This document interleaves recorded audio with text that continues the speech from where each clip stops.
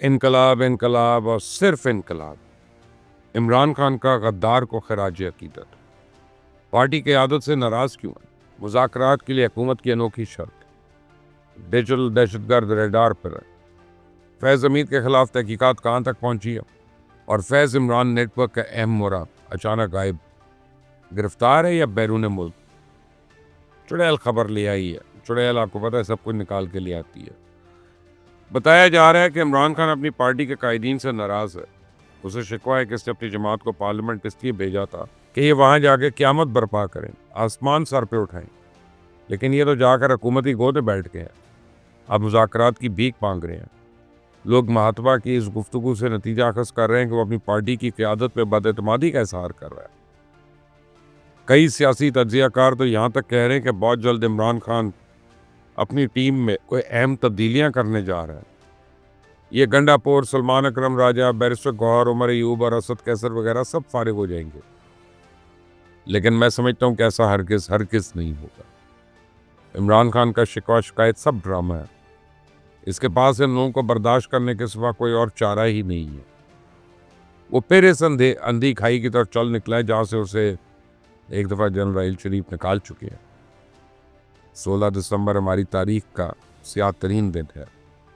इस रोज़ हमारा मशरकी बाजू हमसे कट गया था।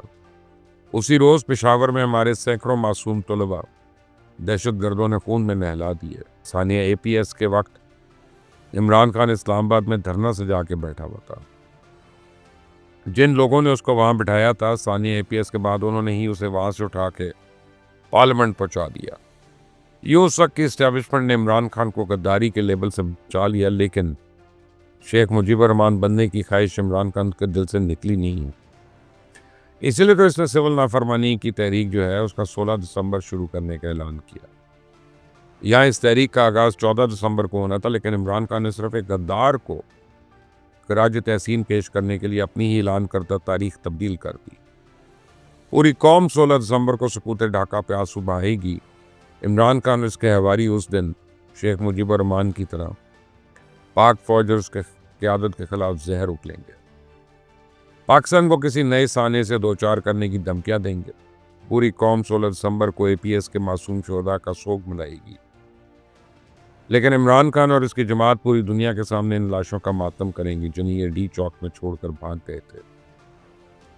ये इस कदर बुज़दिल हैं कि 12, 14 या 16 लाशों के दावे तो कर रही हैं, लेकिन उनकी FIR कटाने की इनमें हिम्मत नहीं है। ये इतने झूठे हैं कि आज तक किसी एक शहीद की पोस्टमार्टम रिपोर्ट नहीं पेश कर सके। ये इतने संदिल हैं कि किसी के लवाहिकीन को अपने साथ बिठा के प्रेस कॉन्फ्रेंस नहीं कर सके। लेकिन उन्हें इस वाक़े की तहकीकात के लिए जुडिशल कमीशन चाहिए, और इस कमीशन में जज भी अपनी मर्जी के चाहिए। तो इमरान खान को याद रखना चाहिए कि इससे पहले अल्ताफ़ हुसैन ने भी शेख मुजीबुर रहमान बनने की कोशिश की थी, जिससे आज इमरान खान जब जी चाहे धरने या लॉन्ग मार्च की कॉल दे देता है, उसी तरह अल्ताफ़ हुसैन भी आए रोज़ कराची बंद करवा देता था। जिससे आज इमरान खान इस्टेब्लिशमेंट के खिलाफ जहर उगलता है, उसी तरह अल्ताफ़ हुसैन भी पाक फौज के खिलाफ जहर फशानी किया करता था।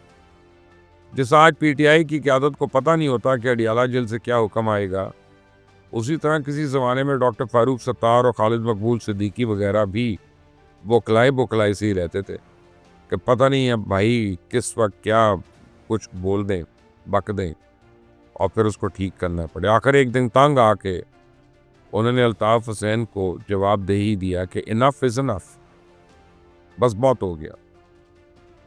वो दिन और आज का दिन अल्ताफ़ हुसैन पाकिस्तान के सियासी मंजरनामे से ऐसा गायब हुआ है कि ढूंढने पर भी दिखाई नहीं देता। बहुत जल्द वो भी वक्त आने वाला है जब जाली मकबूलियत की बेसाखियों के सहारे खड़ा ये कैदी नंबर 804 भी सियासत में अजनबी हो जाएगा। उसके बैरूनी सहूलतकार उसकी जान बख्शी के लिए मुसलसल पाकिस्तान पर दबाव डाल रहे हैं। कभी लंदन से कोई पैगाम आता है, कभी वाशिंगटन से खत आता है। पाकिस्तान की इमदाद बंद करने की धमकियां दी जा रही हैं। इंसानी हकूक के हवाले से पाकिस्तान का नाम ब्लैक लिस्ट पर डालने की धमकी दी जा रही है। लेकिन हुकूमत पाकिस्तान और इस्टेब्लिशमेंट के दरमियान इस बात पर तो मुकम्मल इत्तफाक है कि इस फितने की सरकोबी हर हाल में की जाएगी। PTI ने मुज़ाकरात की जो पेशकश की है उस पर हुकूमत ने एक अनोखी शर्त रख दी है। हुकूमत की जानिब सियासत कैसर और बैरिस्टर गौर को पैगाम दिया गया है कि आपके पास फैसला करने के इख्तियार है, तुम्हारे साथ बैठ जाएं। लेकिन अगर फैसले का इख्तियार सिर्फ इमरान खान के पास है तो फिर हम उसके साथ ही मुज़ाकरात कर लेते हैं। तो पीटीआई के चेयरमैन बैरिस्टर गौर और असद कैसर समेत तमाम कायदीन को अपनी औकात का बखूबी पता है।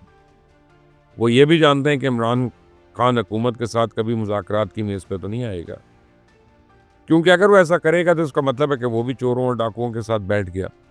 हुकूमत का मकसद भी यही है कि इमरान खान से पहले इमरान खान के बयानिए को जड़ से उखाड़ के फेंका जाए। तो इमरान खान के पास हुकूमत की सियासी चाल का तो कोई तोड़ नहीं था। इसे अपनी पार्टी से या पार्टी की आदत से नाराजगी का ड्रामा रचा रहा है। तो कल अडियाला में जिन सहाफ़ियों ने से बात की, उन्हें तो चाहिए था कि मुज़ाकरात के बारे में उसकी राय तो लेते, उल्टा वो उसका बयानिया लेकर चले आए और पूरे पाकिस्तान में हुकार मचा दी है कि इमरान खान अपनी क़यादत से नाराज़ है। भाई अगर नाराज़ है तो इन चेले चांटों के सिवा इसके बाद दूसरी चॉइस क्या है? पिंकी पीरनी की क़यादत को ना तो उसकी पार्टी ने कबूल किया, ना उसकी बहनों ने। इमरान खान का अजीज़ तरीन दोस्त सलमान अहमद जुनूनी वो ये पूछ रहा है कि डी चौक से भागी क्यों। इमरान खान की बहन रुबीना खान कह रही हैं पिंकी पीरनी ने जो कुछ उस्मान बुज़दार और फराह गोही के ज़रिए पंजाब में किया, वही अब मिसाल यूसुफजई के साथ मिलकर KPK में कर रही। तो इमरान खान एक बात तो ठीक कर रहा है कि मसाइल का हल इनकलाब है, इसे शायद पता था, या इस पर शायद पता नहीं कि इसकी अपनी जमात थी, उसके अंदर एक बहुत जल्द एक इनकलाब आने वाला है। हो सकता है ये इनकलाब उसकी निजी ज़िंदगी में पहले आ जाए, वरना फैज़ हमीद वाला केस इसकी सियासी ज़िंदगी में ऐसा इनकलाब लाने वाला है जो पाकिस्तान की सियासी तारीख में सुनहरी हरूफ से लिखा जाएगा। खबरें तो ये भी आ रही हैं कि फैज़ हमीद से टॉप सिटी करप्शन स्कैंडल के हवाले से तहकीकात तो मुकम्मल हो चुकी हैं, लेकिन इसने सियासत में किसी भी किस्म की मुदाखलत से इनकार किया। इस खबर में सिर्फ इतना अर्ज कर दूं कि कर्नल वसीम लियाकत हुआ करते थे जो इमरान खान के दौर में पूरी पार्लियामेंट को कंट्रोल करते थे।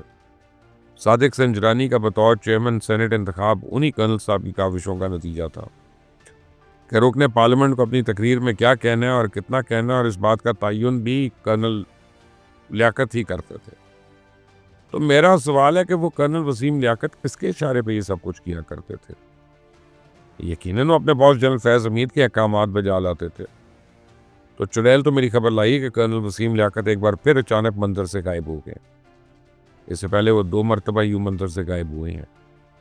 पहली मरतबा जब उनको फैज़ हमीद केस में पूछगिछ के लिए बुलाया गया, दूसरी मरतबा उस वक्त जब उन्होंने वो काम को बगैर बताए बैरून मुल्क जाने की कोशिश की, तब उन्हें इस्लामाबाद एयरपोर्ट पर रोका गया, लेकिन कुछ दिन के बाद वो फिर मंजर आम पे आ गए। अब ऐसी इतलात मिल रही हैं कि शायद वो बैरून मुल्क जाने में कामयाब हो गए। मेरी चुड़ैल तो बता रही है कि कर्नल वसीम लियाकत को हाल ही में लंदन में देखा गया। बाज़ ज़राए तो ये भी दावा कर रहे हैं कि कर्नल वसीम लियाकत को इस्तांबुल में भी देखा गया। मुझे इस ताकतवर शख्सियत का नाम का पता है जिसकी सिफारिश वसीम लियाकत का नाम ECL से निकाला गया, लेकिन अभी इस मौके पर तो उस शख्सियत का नाम नहीं अफशा करूँगा। हाँ, ये ज़रूर बता देता हूँ कि कर्नल लियाकत के पास जो रिकॉर्ड मौजूद था वो तहकीकाती कमेटी के पास पहुँच चुका है। तो जनरल फैज़ हमीद से बरामद होने वाला तमाम मवाद डीकोड हो चुका है। जब तक इमरान खान के सहूलतकारों का कोई नया खत या इनका कोई वफ्द इस्लामाबाद आएगा, तब तक तोशाखाना 2 में इस महात्मा और उसकी अहलिया को सजा सुनाई दी जाएगी। तो मिलिट्री ट्रायल के लिए सिर्फ इसी मुकदमे के फैसले का इंतजार किया जा रहा है।